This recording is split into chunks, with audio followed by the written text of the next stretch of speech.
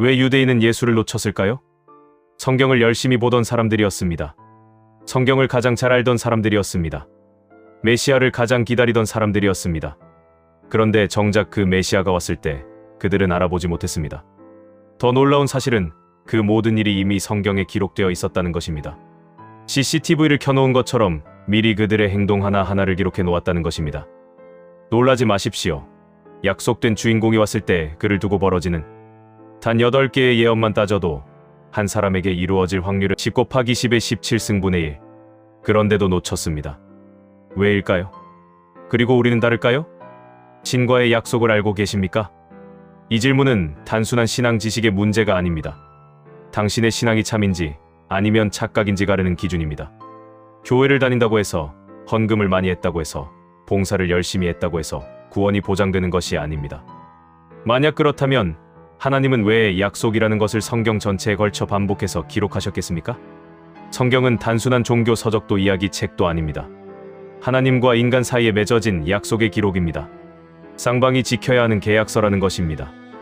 그렇다면 우리는 반드시 물어야 합니다. 나는 그 약속을 알고 있는가? 그리고 그 약속을 지키고 있는가? 구약은 옛 약속입니다. 구약은 유대인들이 지키지 못한 약속으로 점철되어 있습니다. 수많은 약속 중에서도 반드시 기억해야 할 핵심이 있습니다. 첫째는 아브라함과의 약속입니다. 이스라엘 백성이 이방에서 400년 동안 종살이를 한 후 반드시 구원받게 될 것이라는 약속입니다. 그리고 하나님은 그 약속을 그대로 이루셨습니다. 모세를 택하여 그들을 이끌어내셨습니다.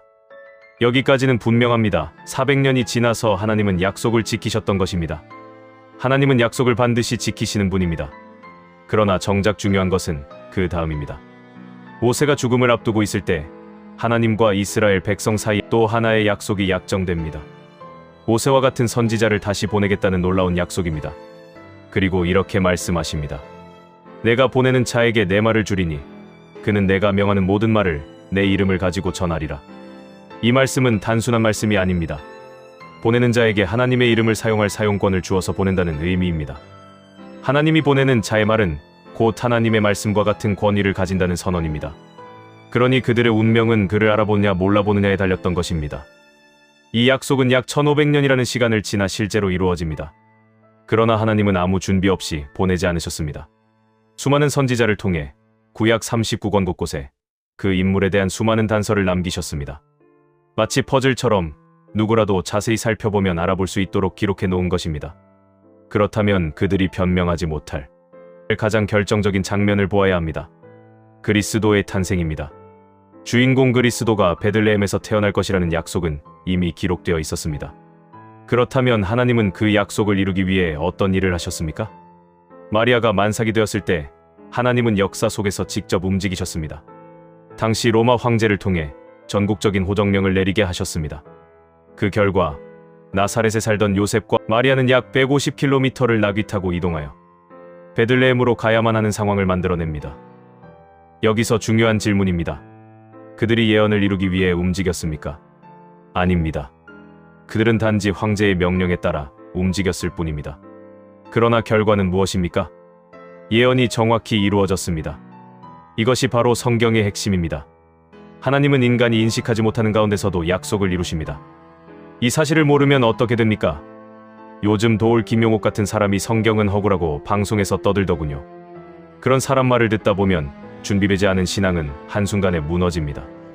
그래서 무조건적인 신앙은 위험합니다. 이해 없는 믿음, 근본 없는 믿음은 결국 흔들릴 수밖에 없습니다. 끝까지 견디는 자가 구원을 얻는다 하셨잖습니까? 그렇다면 견디지 못하도록 하는 자가 주위에 열려있다는 말 아닙니까? 정신을 차리고 그 다음 장면을 보십시오. 예수의 공생의 마지막 장면입니다. 자신의 죽음을 직감하고 죽으러 들어가는 예수는 예루살렘에 들어갈 때도 아무렇게나 가지 않았습니다. 성경에 기록된 그대로 나귀 새끼를 타고 들어가셨습니다. 왜 하필 나귀 새끼입니까? 겉으로 보면 어색하고 우스운 장면입니다. 그러나 이유는 단 하나입니다. 예언을 이루기 위해서입니다. 나귀 새끼를 타고 들어간다고 기록되어 있기 때문입니다. 다른 이유는 없습니다. 하나님은 성경의 1.1회까지 반드시 이루신다고 말씀하셨습니다. 기록된 대로 말입니다. 그리고 예수는 그 말씀에 완전히 순종하셨습니다. 그 결과가 무엇입니까? 십자가 위에서 마지막으로 남긴 말씀입니다. 다 이루었다. 이 말은 단순한 죽음의 선언이 아닙니다. 자신에게 해당된 모든 예언을 그대로 다 이루었다는 말씀입니다. 그런데도 이스라엘은 그를 알아보지 못했습니다. 하나님이 보낸 자로 인정하지 않았습니다. 심지어 죽였습니다. 더 놀라운 사실은 그들의 모든 행동이 이미 성경에 기록되어 있었다는 점입니다. 이제 십자가 장면을 보십시오.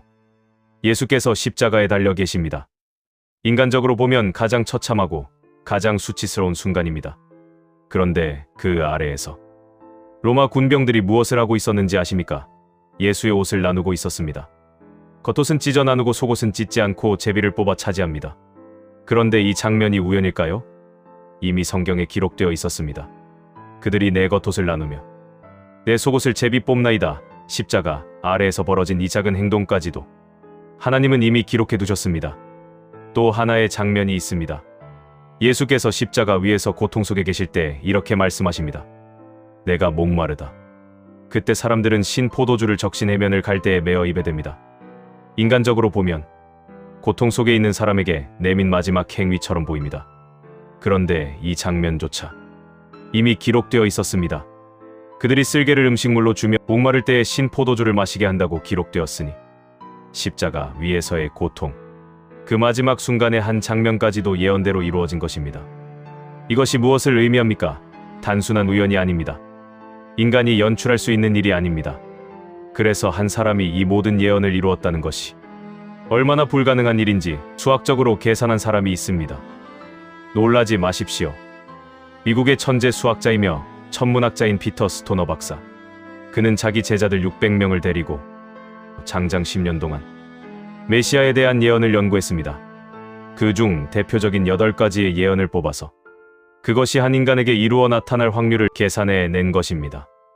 메시아에 대한 350개의 예언 중에서 그가 뽑은 대표적인 8가지는 가까운 친구에게 배반당해서 은 30에 팔릴 것이라는 예언, 채찍과 모욕, 십자가, 죽음과 부활에 대한 예언, 옷을 제비 뽑아서 나눠 가질 것에 대한 예언, 신 포도주를 마실 것에 대한 예언, 부자의 무덤에 묻힐 것에 대한 예언, 촌동네 갈릴리에서부터 더 복음 전파가 시작된다는 예언, 천국의 비밀에 관해서는 비유로 말해줄 것이라는 예언. 이러한 8가지가 한 사람에게 이루어질 확률을 계산해냈으니 자그만치 10 곱하기 10의 17승분의 1이라는 것입니다. 이것은 한반도보다 3배 넓은 캘리포니아 전체의 동전을 깔고 단 한 개를 한 번에 찾아내는 확률이라는 것입니다. 상상이 되십니까? 신이 개입되어 있지 않으면 일어날 수 없는 사건임을 천재 수학자가 계산해 낸 것입니다. 그렇게 빈틈없이 약속된 예언을 낱낱이 기록해놓고 그들 앞에 일어났는데도, 그런데도 그들은 놓쳤습니다. 여기서 우리는 반드시 생각해야 합니다. 도대체 왜 이런 일이 벌어진 것입니까? 성경을 모르던 사람들이 아닙니다. 율법을 연구하던 사람들입니다. 백성을 가르치던 종교 지도자들입니다. 그런데 그들이 성경에 대해 소경이 되어버렸습니다. 그들은 정식으로 검증하지도 않았습니다. 정말 이 사람이 성경에 예언된 그 인물인가? 성경을 펴놓고 따져보지도 않았습니다. 토론도 없었습니다. 검증도 없었습니다. 대신 무엇을 했습니까? 밤에 사람을 보내 몰래 체포하고 군중을 선동하고 결국 로마 총독에게 끌고 가 죽여버렸습니다. 더 놀라운 것은 이것입니다. 그들은 스스로 죽이지도 않았습니다. 로마 총독 빌라도의 손을 빌렸습니다. 책임을 피하면서 결과는 얻으려 했던 것입니다. 비겁함의 극치입니다. 이것이 과연 무엇입니까? 하나님을 섬긴다고 하던 사람들이 하나님이 보내신 자를 가장 앞장서서 제거한 사건입니다. 생각해 보아야 합니다. 왜 그들은 그렇게까지 했는가? 성경을 몰라서입니까? 아닙니다. 오히려 너무 잘 알고 있었습니다. 문제는 이것입니다. 자기 생각에 맞는 메시아만 기다렸다는 것입니다. 성경을 있는 그대로 보지 않고 자기 해석으로 덮어버렸습니다. 결국 눈이 있어도 보지 못하고 귀가 있어도 듣지 못하는 상태가 되었음을 성경이 기록하고 있는 것입니다. 그래서 그들은 10 곱하기 10의 17승분의 1의 확률을 뚫고 나타난 그리스도를 눈앞에서 놓쳐버렸습니다. 이건 과거 이야기가 아닙니다. 지금 우리에게 던지는 질문입니다. 우리는 정말 다른가요? 성경을 가지고 있으면서도 성경을 제대로 보지 못한다면 그날의 유대인들과 무엇이 다르겠습니까? 우리는 지금까지 유대인의 이야기를 보았습니다. 그들은 구약 성경을 가지고 있었습니다. 약속도 알고 있었습니다. 예언도 알고 있었습니다. 그런데도 놓쳤습니다. 그렇다면 이제 질문은 이것입니다. 우리는 어떤 위치에 서 있습니까? 그들은 구약의 약속 앞에 서 있었고 우리는 신약의 약속 앞에 서 있습니다. 그들은 이미 기록된 예언을 가지고도 눈앞에 나타난 그리스도를 알아보지 못했습니다. 그렇다면 우리는 어떻습니까? 우리는 정말 알고 있습니까? 신약의 약속을 재림에 대한 예언을, 마지막 때에 이루어질 말씀을 우리는 과연 제대로 알고 있습니까? 아니면 교회를 다닌다는 이유만으로 믿고 있다고 착각하고 있는 것은 아닙니까? 유대인들도 그렇게 생각했습니다. 우리는 하나님의 백성이다. 우리는 선택받은 민족이다. 그러나 결과는 무엇이었습니까? 가장 중요한 순간에 가장 중요한 분을 놓쳤습니다. 이것이 바로 신앙의 비극입니다. 성경은 분명히 말합니다. 내 백성이 지식이 없어 망한다. 지금 이 말씀이 과거 유대인에게만 해당된다고 확신할 수 있습니까? 아닙니다. 오늘 우리에게 주어진 말씀입니다. 우리는 지금 선택의 자리에 서 있습니다. 약속을 알고 지킬 것인가 아니면 그날의 유대인들처럼 눈앞에 두고도 놓칠 것인가? 성경 66권 중에 마지막 권에 이렇게 기록되어 있습니다. 이 예언의 말씀을 읽는 자와 듣는 자들과 그 가운데 기록한 것을 지키는 자가 복이 있나니 때가 가까움이라 하셨습니다. 때가 가까우면 요한계시록이라는 책 속에 기록된 예언의 말씀을 지키는 자가 복이 있다 하셨습니다. 당신은 과연 예언의 말씀이 어떻게 기록되어 있는지 자주 살펴보는 신앙인입니까? 습관적 신앙입니까? 세상에는 눈 뜨고도 코 베인다는 말이 있는데 성경 마지막 계시록에도 똑같은 말씀이 있습니다. 보라, 내가 도적같이 오리니 누구든지 깨어 자기 옷을 지켜 벌거벗고 다니지 아니하는 자가 복이 있다고 하십니다. 우리는 여기서 생각해 보아야 합니다. 주님이 무슨 잘못을 했기에 도적같이 살금살금 온다는 것인가? 도대체 무슨 의미를 담고 있는 것인가?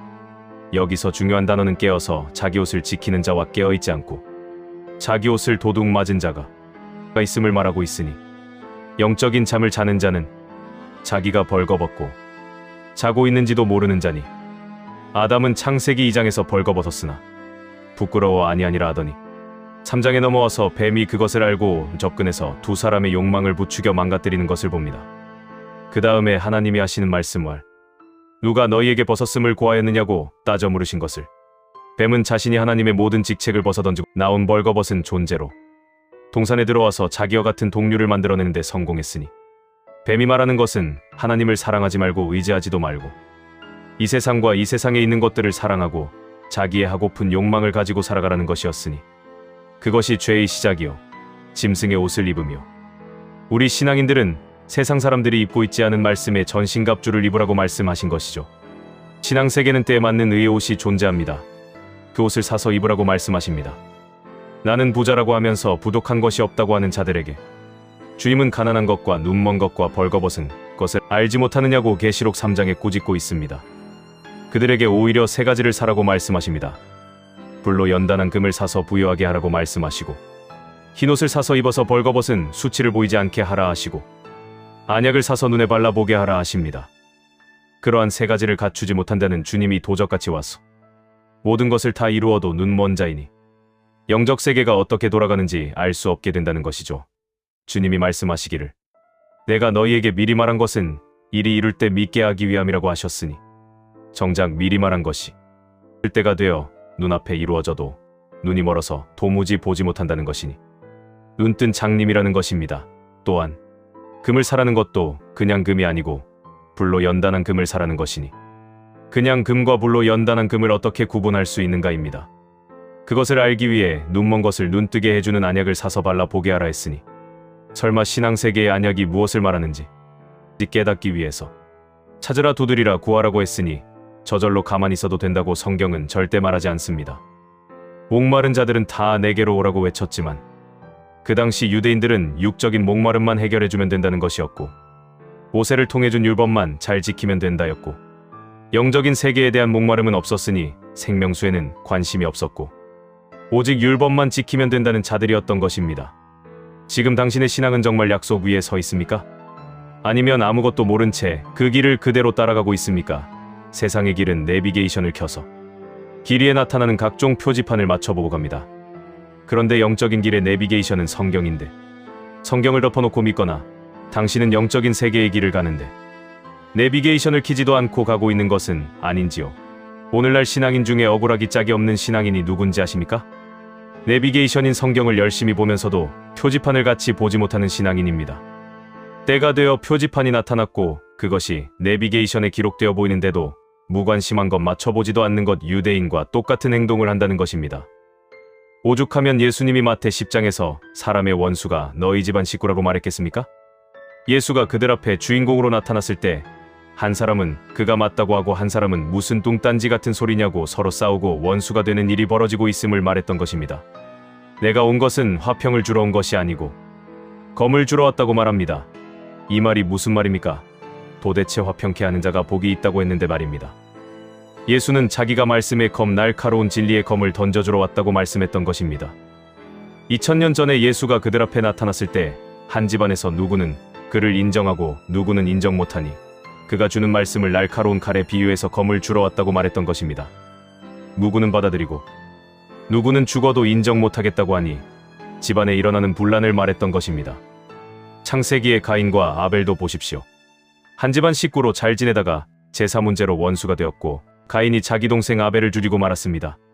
생각해 보십시오. 에덴 동산의 아담과 하와도 서로 원수지간이 될 수도 있었는데 뱀이 먼저 약한 고리인 하와에게 접근해서 여자를 자기 사람으로 만들고 그에게 남편인 아담을 설득하게 합니다. 아담이 자기 아내의 말을 듣고 한마음 되어 뱀의 말을 듣고 그것이 옳다고 따라가서 서로는 원수가 되지는 않았지만 바보 같은 아담은 자기 아내 하와의 말을 받아들임으로 하나님과 원수지간이 되었다는 사실입니다. 그러므로 죄 가운데 있는 인생들과 함께 할 수 없어서 떠나가신 하나님, 그 문제를 해결하기 위해 오시지 않으면 안 되었던 예수님. 신앙은 절대로 장난이 아닙니다. 언젠가는 갈림길이 나타나고 선택을 요구할 때가 있음을 알아야 합니다. 우리는 내비게이션과 표지판을 맞춰 볼 수 있는 눈을 키워야 합니다. 내가 가는 길이 절대적인 이 생명의 길이라고 확신할 수 있습니까? 내가 가는 길이 넓은 길, 멸망으로 가는 길이 아닌 좁디 좁은 길, 생명의 길이라고 확신할 수 있습니까? 이 영상을 끝까지 보시고 자신의 신앙을 돌아보는 시간 되신 분들은 구독 눌러주십시오. 그리고 기억하십시오. 절대 명심하십시오. 하나님은 약속을 지키시는 분임을 다음 영상에서 더 깊이 이어가겠습니다. 감사합니다. 하늘지혜였습니다.